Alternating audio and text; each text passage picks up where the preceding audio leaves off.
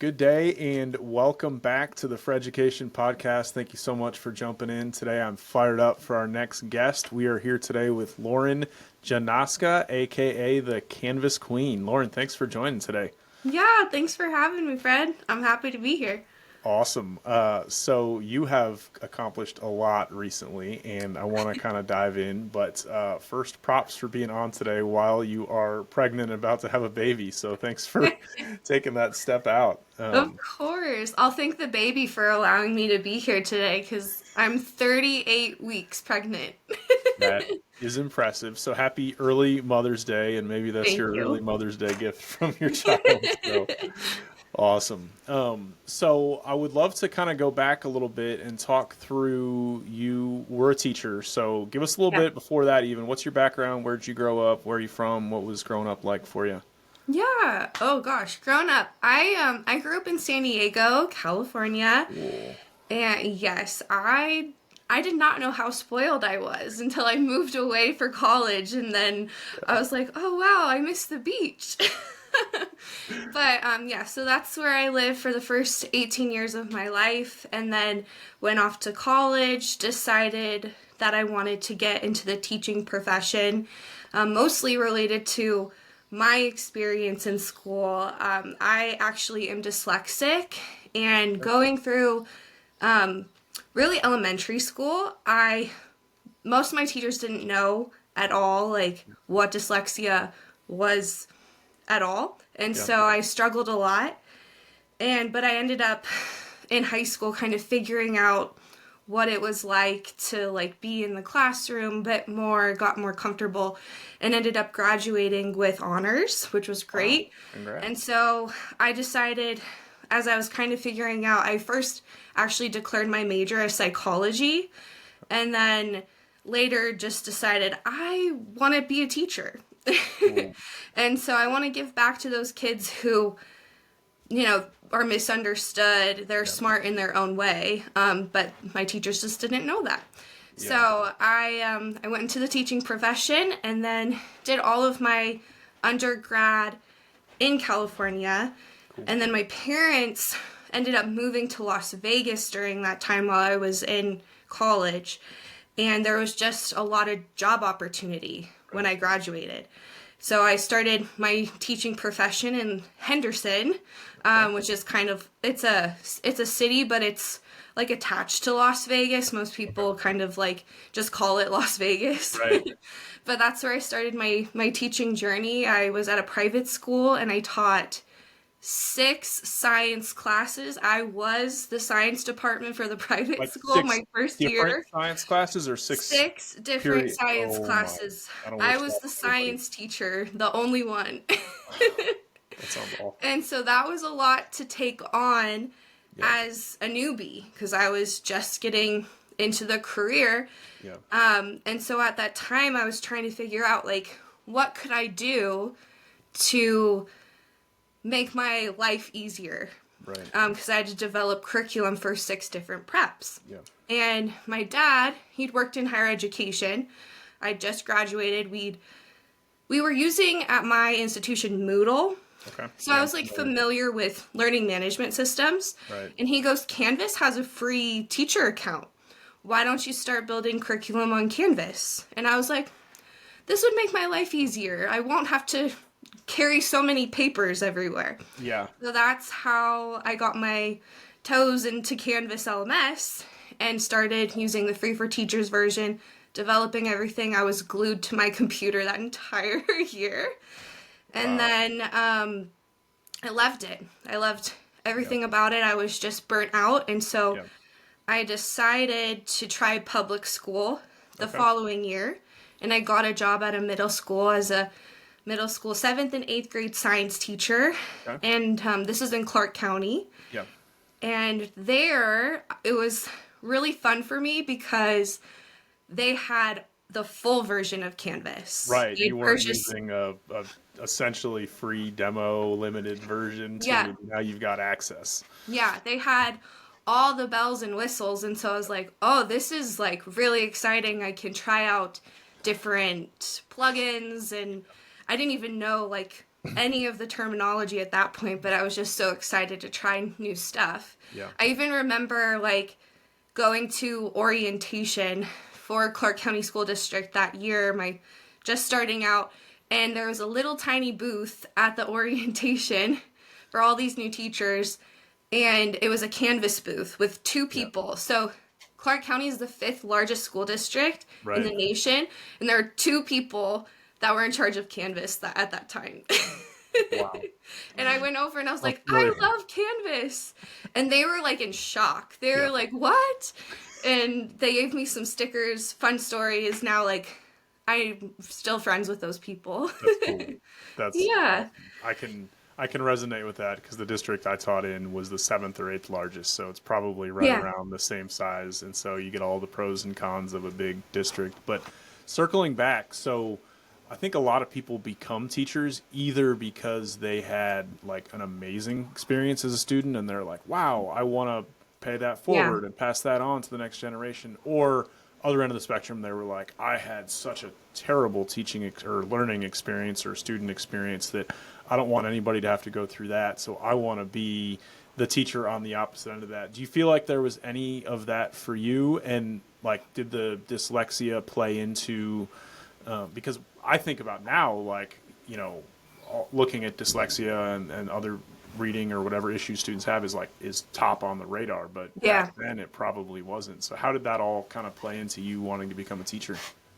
Yeah. Well, I think I had some amazing teachers for sure that influenced me. I think of like Mr. Staten he was my fifth grade teacher, and I was obsessed with him mostly because he taught me that there were different ways of learning. So he would offer like projects for book reports, and we could like do a presentation, or we could paint a scene from the book. Like he would offer all these differentiated instruction opportunities. So that was really exciting for me my fifth grade year. But then my sixth grade year, I had some teachers that were not so great. They kind of put me down a lot. Right. And that really shaped me. And I was kind of defined. Like one of my teachers said, like, if I graduated high school, that would be a miracle. Wow. And yeah, like that harsh. And so it kind of like, and I think this is also because I had parents who really cared. Right. And so I'm very lucky in that aspect. And it just kind of lit a fire in me to like prove this person wrong. And I did. So I ended up, graduating from high school, and I graduated college summa cum laude. So it's like, I have Nice. a brain. Yeah. You know? Yeah. Well, that always just shocks me when I hear of somebody went through college, got a teaching degree, and decided I'm going to become a teacher, and then like insults students. I'm just like, Yeah. where did that person, like, nobody gets into teaching like, oh, I'm going to go bully kids around. Like, I just wonder where they went wrong along their way to do that. That's so sad, but also awesome that for you it didn't destroy you. Really, it motivated you. So that's pretty cool. And shout out on Teacher Appreciation Week. So thank you to all the teachers out there, too, especially your Yes. fifth grade teacher. That's really cool. Yeah.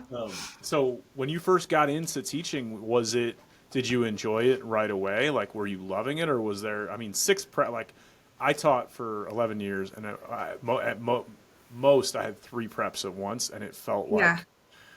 A lot. extremely overwhelming. So 6, and I taught middle school during that time, and it was like I taught mostly high school, but middle school is like already chaos. So middle school plus 6 preps, and you're a new teacher, which is already super challenging. How did you survive? Did you get to enjoy it, or what was that like? I did enjoy it. I think the benefit of, even though I did have 6 preps, I was at a private school. Yeah. So the standards were, I don't want to say like low or anything like that, but it's just I had a lot of flexibility in what I could teach and what I was allowed to do. And so I think that kind of combination my first year made it better for me. Yeah. But yeah, as you can kind of see, like I only lasted there for 1 year. Right. Yeah.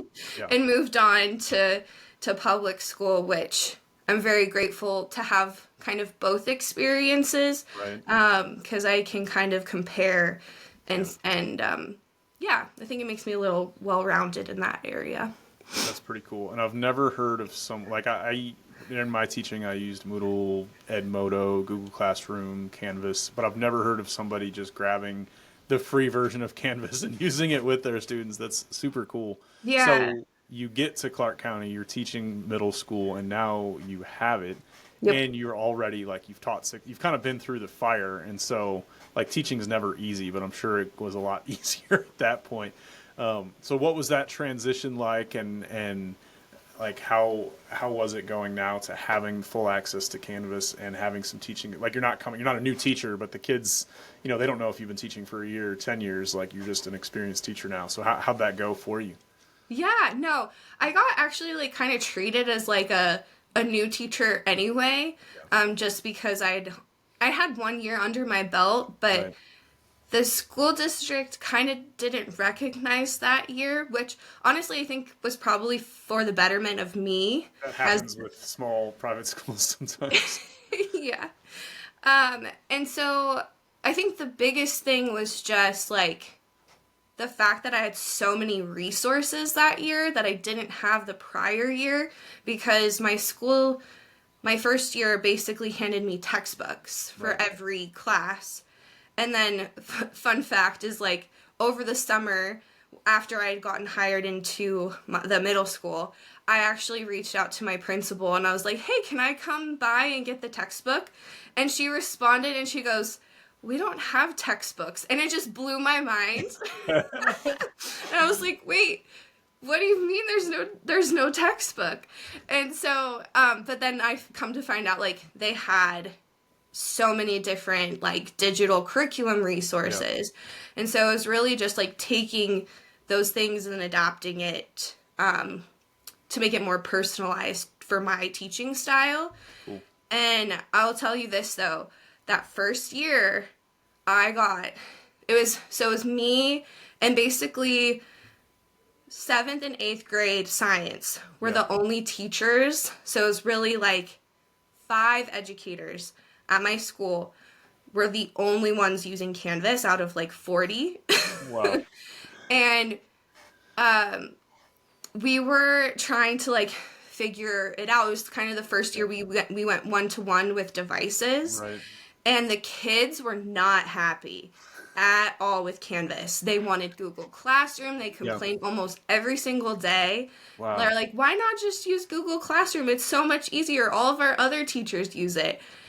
And then finally, towards like the end of the year, they owned up to it and like admitted, they're like, we're actually really happy that you use Canvas.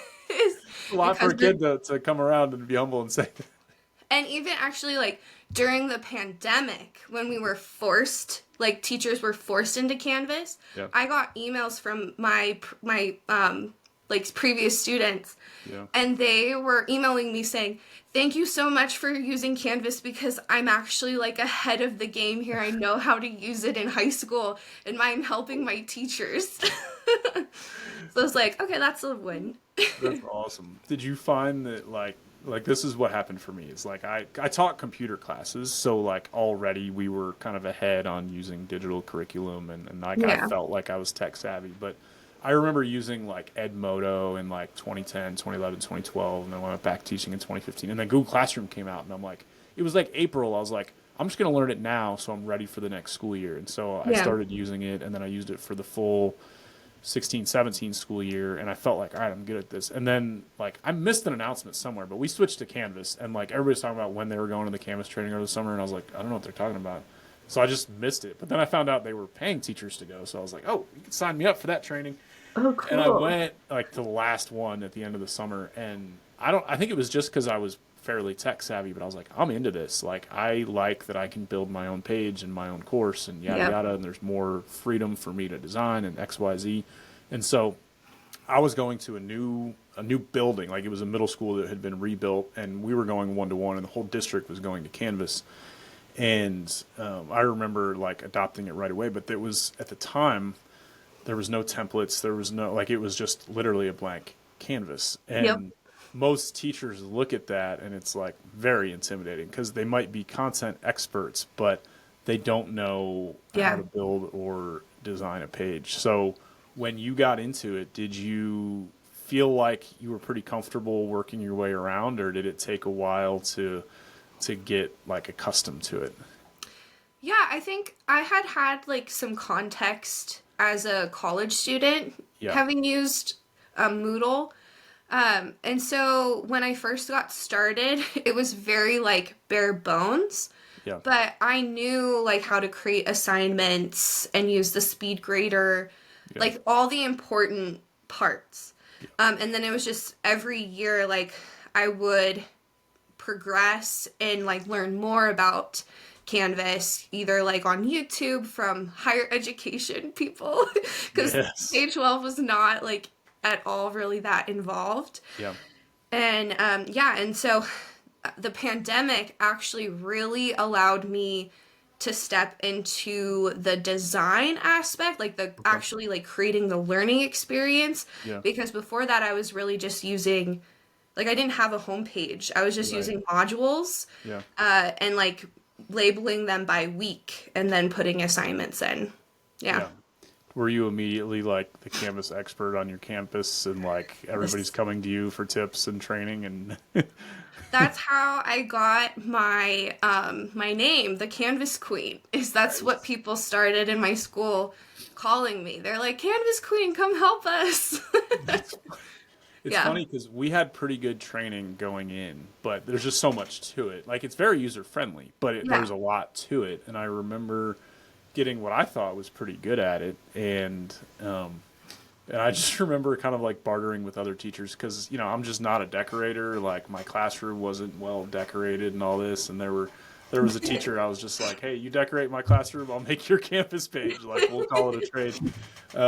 But it was cool to kind of become sort of a go-to person and get to train other teachers on it within the school. And what I found was like a lot of teachers just don't really know what they're doing with it, and even whether there's good training or not. And Yeah.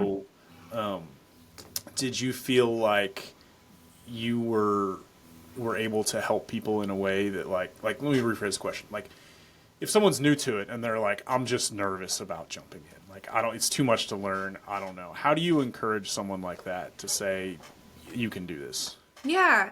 Well, I think the biggest thing, I even like say this all the time on my YouTube channel, is yes, it is an investment to learn it, but the investment pays off in the end because it can save you so much time. So you're buying back precious time, Yeah. which is everything to an educator.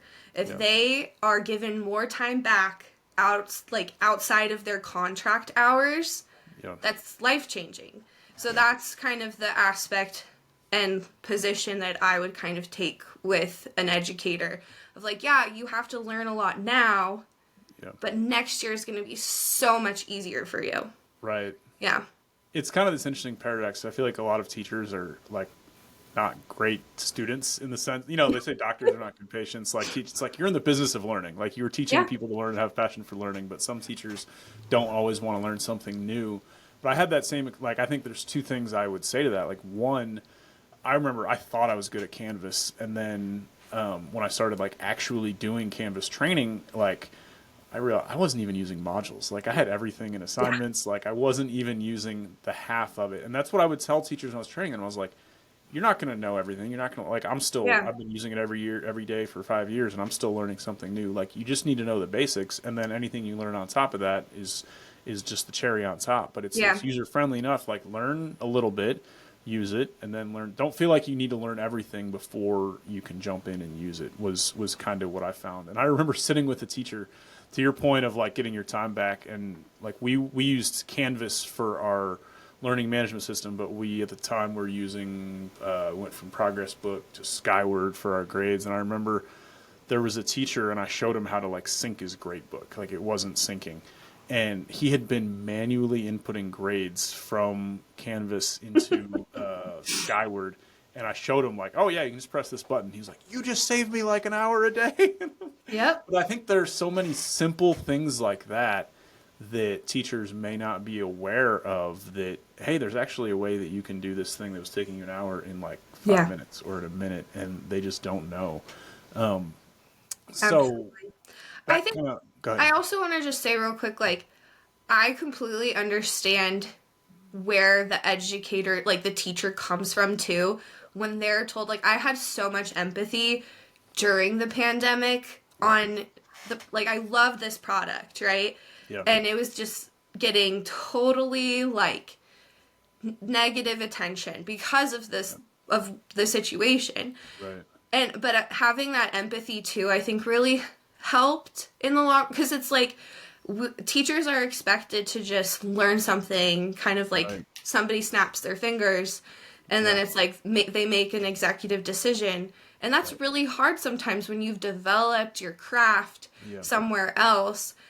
So I understand like that pain point of, well, if I invest so much time into this new tool, Right. is it going to stay around? Yeah. And so Yeah. I get that kind of mindset, but I try to also say, like, well, even if Canvas for the, your school district goes away, there's a free for teachers version.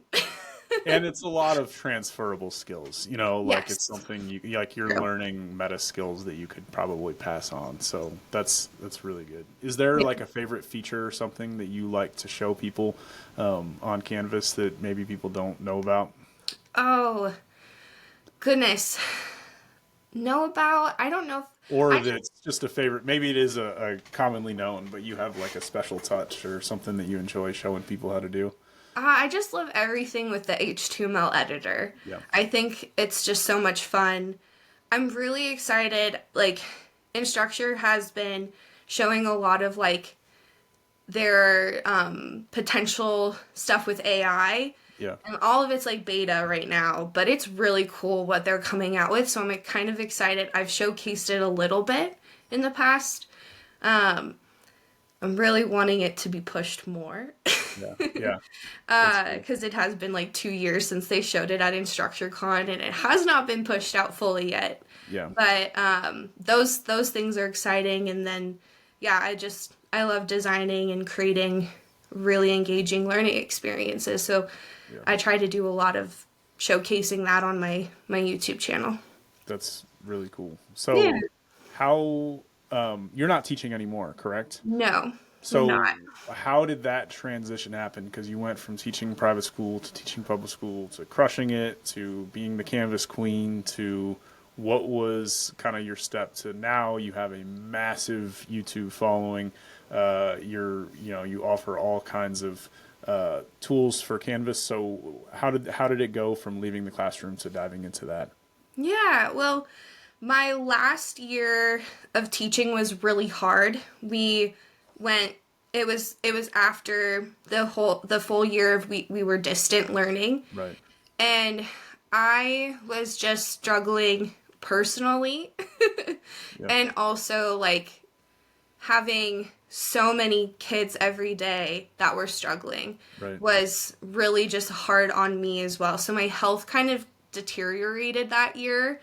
And I decided like I also wanted to get my master's at that point, and I just couldn't balance all of the different things that were happening. Right. And so kind of in the spring of 2022 is when I was like, I need to take a break and figure out what my next steps are.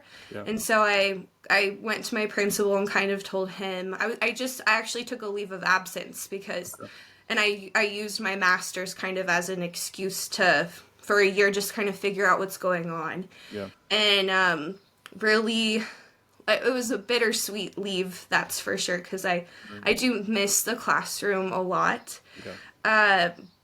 But yeah, so I started my master's program in July of that year, and I finished it within 7 months. Oh, impressive. Just completely focused on my master's program, which was in learning experience design and education technology.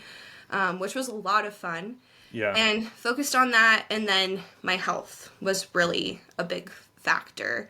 I'd caught COVID like the first week back Oh, wow. into the school year of 21, 22.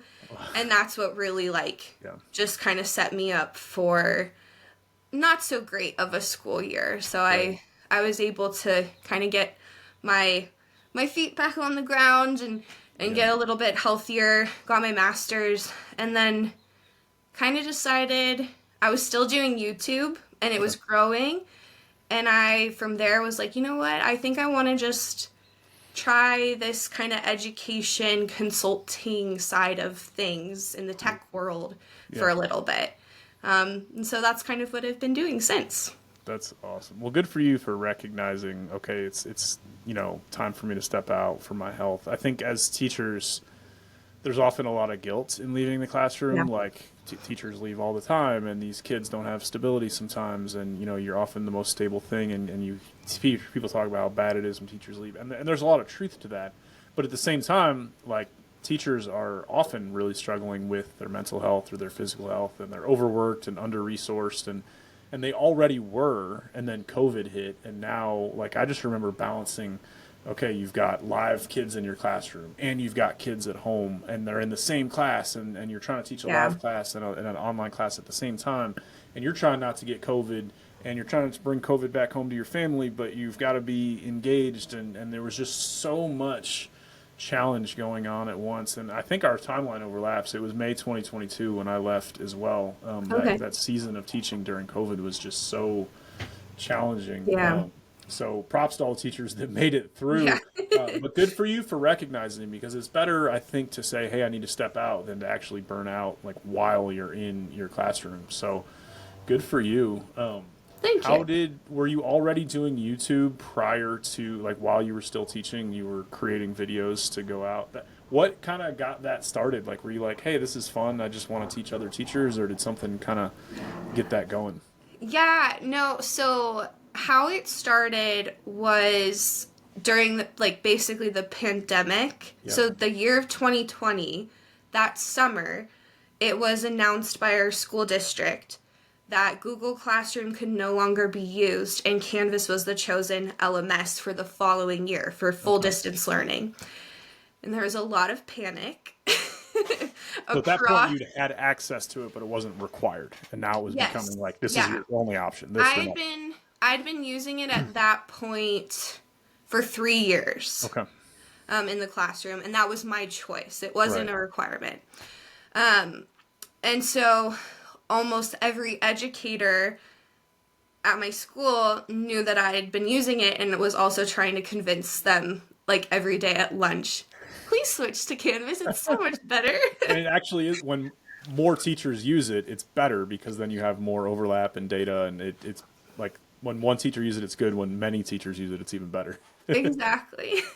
And so they reached out to me and were like, Lauren, like, outside of my administration too, just, can you help us this summer? Yeah. And I was like, absolutely, like, I'd be happy to. And so we started doing like virtual Google Meet sessions. Then at one point in the summer, we were able to like meet at libraries, and they'd bring their computers, and I'd kind of help them there. Cool. And then one of my colleagues had mentioned, like, hey, there are these Facebook groups that are being developed for Canvas specific, like, educators. There's a secondary one, there's an elementary one, there's, I think, just Canvas for teachers, higher ed, all these different Facebook groups. And all of these teachers are in the same situation as us. And at that point, I wasn't really paying attention to the global or national, I guess, switch to Canvas LMS. Right. And so I just wasn't paying that much attention, but my colleague suggested, like, why don't you get into one of these groups and show them all the things that Canvas can do? Yeah. And I was like, okay. And so I just joined, I think it was the Canvas for Teachers group, one of them. And I just did a screen recording of my homepage and what Canvas can look like. Yeah. And maybe like a couple of the lessons that I had built, and just basically saying like, yeah, it sucks right now, but this is what it could be. Ooh, And that video kind of blew up. It cool. got like 20,000 views in a day. Wow. And my Facebook Messenger was like blowing up with teachers like asking for help. How did you do that? Please help me. And so then I was like, okay, well, obviously there's a need here. So Right. I'll just start posting tutorial videos, like really short ones, Yeah. in this Facebook group. And that's what I started to do. And then someone had messaged me and reached out and had asked, hey, I can't access Facebook from my school, because they were doing this thing, and my school actually did it, where it was Yeah. like you were required to go into your classroom and socially distance, but you didn't have a class. You had to physically be there You had to physically alone. be at school, socially distance from your Yeah. colleagues, Yeah. using the computers at the school. But like it was all very interesting. So like they were like, I can't access social media at work. Can you create a YouTube channel so I can actually like watch your videos while I'm working? Okay. And so that's when I was like, oh, okay, like I guess I'll make this YouTube channel. And I posted all of my videos on there, and that's how the Canvas Queen YouTube channel was born. I was not ever like thinking this would be a path for me. Right. It just kind of got like, I got directed there. So, yeah. That's super cool. And it's super cool that it was something that you were already good at that just kind of came out of need. And you were kind of doing it like, I mean, imagine there was an element, this is kind of fun. Like, I like helping people. I like the joy Yeah. of it. And it just turned into something that is super cool. And Yeah. there's so much we could go into there that we shouldn't. But, like, I find it funny that the school will allow YouTube but not Facebook. Like, there's so much there. But, Yeah. so that happened while you were still kind of teaching during COVID, and then you had a lot of success with YouTube. I mean, you're crushing it. Like, I need to soak in some of your YouTube greatness. So Thanks. what do you think has helped, like, since then to help you continue to grow on YouTube and have like success on there? What recommendations do you have for people that are trying to make it on YouTube? I ask Oh. myself included.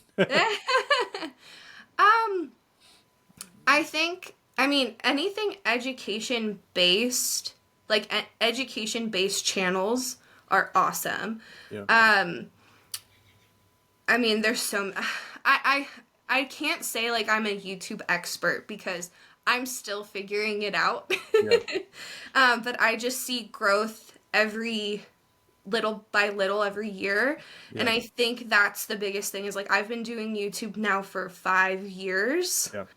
And if you just keep committing to it and kind of get consistent at it, you get better and better with time. Like when I first started my channel, I had never edited a video in my Right. life. Yeah. Yeah. And now, like, I've learned so much about production and editing that it's, like, now a fun thing for me to do. So I think first is, like, share what you know. Yeah. Have fun with it, too. Like, if you're not having fun, there's no point, really, Right. in my Right. opinion. And I'm still doing, essentially, what I was called to do. Like I'm teaching, it's just a different audience Yeah. and a different format.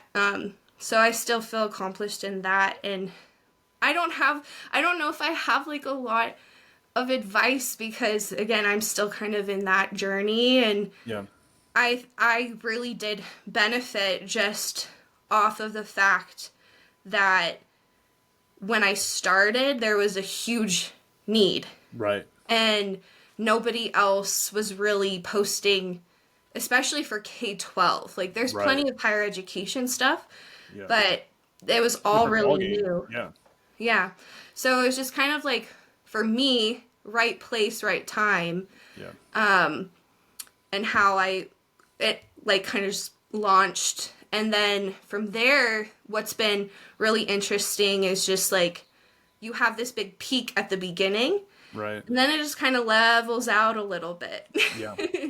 But I think things have been growing because more and more schools now are like, okay, we've recovered from the chaos of the pandemic, Right. and now let's like really invest time into how can we use Canvas Yeah. to better our classrooms. Yeah.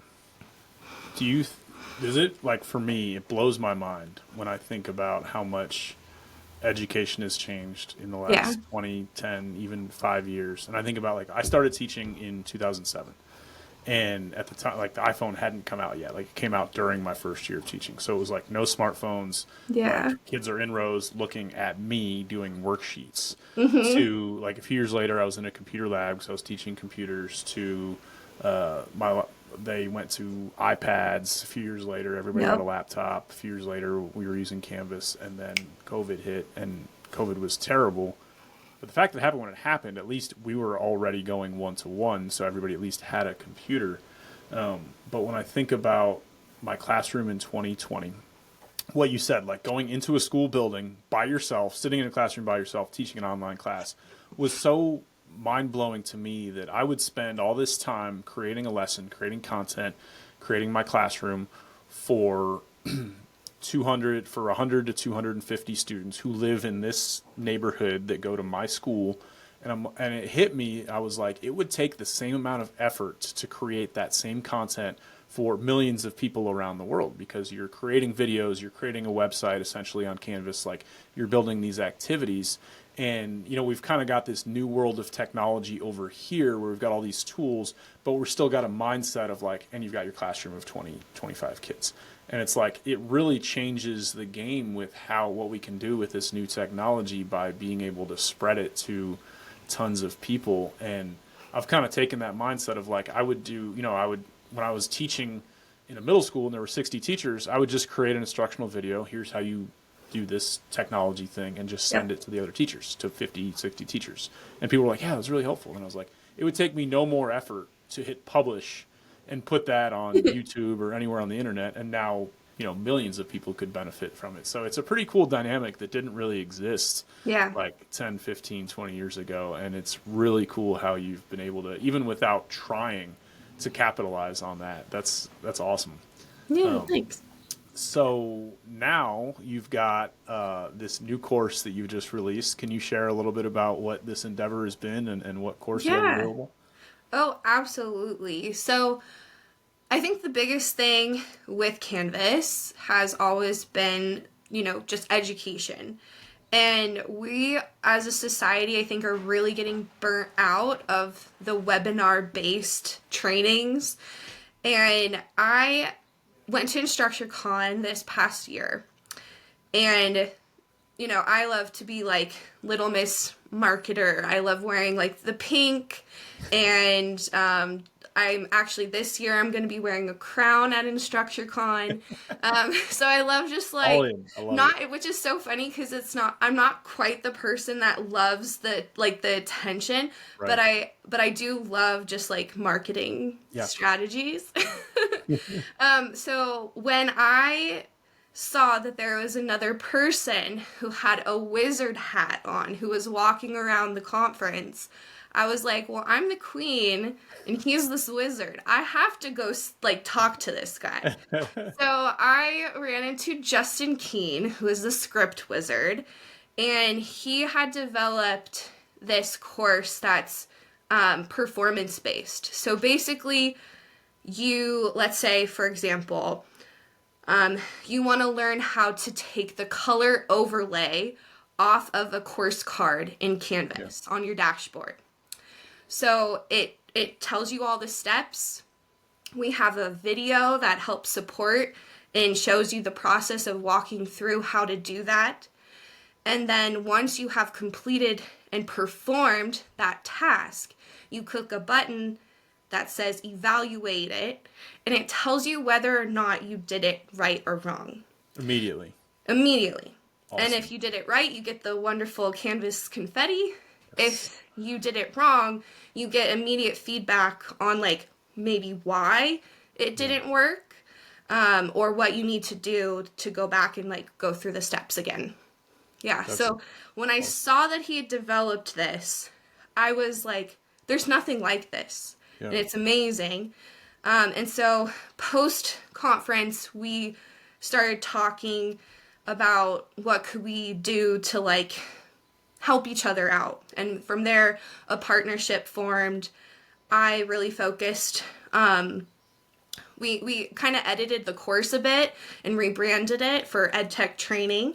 Okay. And we recently just relaunched it in April, and it's been great. The feedback has been really awesome, and I'm excited to see where that comes. We actually are in the works of more courses. So the first Cool. course we have right now is just like Canvas basics. Yeah. So how to use the dashboard, how to create assignments, how to create a module, how to grade, communicate, all that stuff.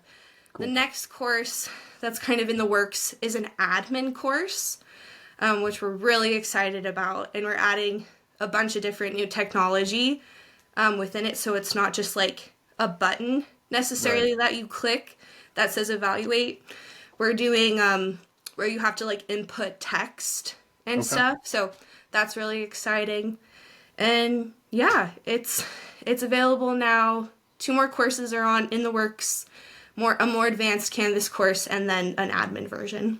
That's awesome. Well, I'll Yeah. put links in the description for anybody that wants to check it out and take a look at it. The feedback piece stands out to me a lot because I remember, I mean, it's just an instructional technique that's very difficult to actually play out. But I just remember when I Yeah. was, like, my first 2 years of teaching, I was teaching algebra. And a kid would do a worksheet or do something out of their math book, and they would turn in a piece of paper to, the desk, to the little tray where you put in Yeah. your homework for period 2. And then, if I get to it that day, great, but it might be 48 hours before I get to it, and then you mark it up and give it back to them. It's like, that's just so much time between when a student does something and when they find out it was right or wrong. And in a 15-year-old's world, like, that's eternal. They don't care, like, unless they're like extremely motivated to learn algebra, like, at that point it's irrelevant. Like, that was so long ago and I'm on to new things. And so there's something about immediate feedback that is extremely important for any learner, whatever age you are. Yeah. Like, you don't want to build bad habits of doing things incorrectly and 2 days later find out how to do it right. But 2, I think the motivational piece of like, okay, I learned, I got it right, and now I can move on to the next thing. So props for building that into the course. Like, that's a really cool kind of structure that you have going there. Thanks. Yeah, and we're walking away from that just like, and I think we've been walking away from this in the traditional like classroom Yeah, of everything is like teacher led guided right, instruction. And we absorb only so much from that when it's lecture based. right. And so this is really like student led, student engagement, like online course or training. And Yeah, so that is just, I think, something that's really new. yeah. I Yeah. think that's what I tell people. 2025, like, lecturing's out. Lecturing's been out for a while, but it is no longer even an option, in my opinion. And, having bite-sized, small chunks, immediate feedback, that's the way that people learn, and that technology is more available than ever. So Yeah. that's super cool to have that all built in. Thanks. And it is cool, like, if everything revolves around you as the teacher, you're so limited in what you can, give out. And I heard this phrase in one of the trainings, but it's like, you're not the sage on the stage, you need to be the guide on the side. And that, it sounds like that's how Yeah. you built the course, which is super cool. Yeah. So how, kind of switching gears a little bit, but if someone were to come to you and say, hey, I'm going to be a brand new teacher, I'm going to start in August, I'm going to be teaching middle school or high school for the first time, what advice or tips or guidance or what not to do might you give someone that's looking to go into teaching? Oh, goodness. Well, I think the climate of the classroom is very different these days too. Yeah. I'm not even fully aware of how it is anymore. But I would just say if you're going into your first year as a teacher, definitely give yourself grace. Yeah. and time to learn everything. Yeah. I think I can't remember. Someone like handed me my first year of teaching like the chart of like what a teacher goes through of like the highs and it's like a Right. roller coaster ride. In And like it, 5 minutes, you go from yeah, like tears to ecstasy to exhaustion to breaking up a fight. exactly. And so I think like expect a roller coaster. Um if you are the type of person that loves to be prepared, there's nothing wrong with that. Do as much as you want, but no, you'll never be fully prepared. Yeah. um because that's just life. Yeah. And the classroom is a fun place to be, but it's also a challenging place. So yeah, I would definitely advise someone to like learn some technology Right. that they can implement in their classroom, because that will save them, of course, the whole time management and work-life balance. Yeah, that would be, I guess, my advice. That's really good. I think any teacher that goes in that's just passionate about academics but doesn't care about kids is going to struggle, and anybody that has to have it go perfectly is going to really struggle because it's not Yeah, going to go perfectly or as planned at all. Um, so, absolutely. why I'm embarrassed to say that, like, when I was a teacher, I probably wouldn't have known what to do with a student with dyslexia. So, having been one, and now having been a teacher, and now you're designing courses, if a teacher comes to you and says, "Hey, I've got student or students who are dyslexic, what recommendations do you have to help those students or support them?" I would definitely say like empower them. Yeah, Let them know that just because maybe this isn't their skill set yeah, in whatever area that is of education, that doesn't define them and mean that they're not going to be successful in the future. There's plenty of kids that go through the traditional public school system and school really isn't their cup of tea, right, but that doesn't mean they're a failure at life or they're yeah, going to be a failure at life. There's so many other occupations in the world yeah, that don't require a higher education, even though I got one. yeah, But yeah, I think it's just we, especially in the academic world, we're very much on the train and like the track of like, let's get every kid into college. right, And while I love all education, the world is just changing so much too in yeah, so many different avenues with technology that we all have our different skill sets no matter what or where we come from. right, And I think that's just like a really big thing, is just have the understanding of just because they're not successful in a classroom, yeah. that doesn't define who they are, and they can be successful somewhere else. Yeah, And tell that to your kids.